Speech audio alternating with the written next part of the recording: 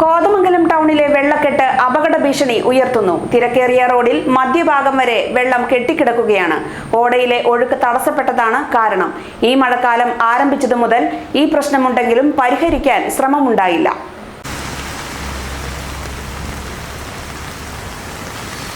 കോതമംഗലത്ത് Thankalam bypass ജംഗ്ഷനും taluk ആശുപത്രിക്കുമിടയിൽ IDBI ബാങ്കിന് സമീപത്താണ് ഈ വെള്ളക്കെട്ട്.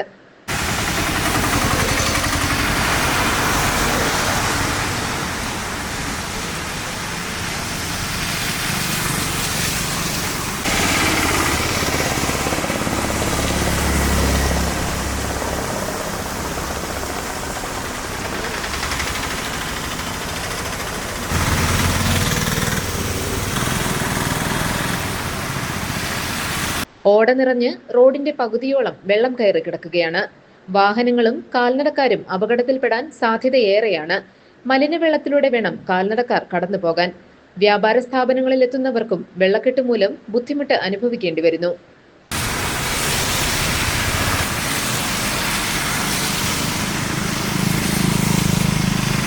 റോഡിനോട് ചേർന്നുള്ള ഓട മൂടിപ്പോയതാണ് വെള്ളക്കെട്ടുണ്ടാകാൻ കാരണം. ഏറെക്കാലമായുള്ള പ്രശ്നമാണിത്. മഴക്കാലത്തിന് മുമ്പേ ഓടയിലെ തടസ്സം നീക്കിയിരുന്നെങ്കിൽ ഈ ദുരിതം ഉണ്ടാകുമായിരുന്നില്ല. എന്നാൽ പൊതുമരാമത്ത് വകുപ്പോ മുനിസിപ്പാലിറ്റിയോ അതിന് തയ്യാറാകാതിരുന്നതാണ് വിനയായത്. GTV news, Kothamangalam.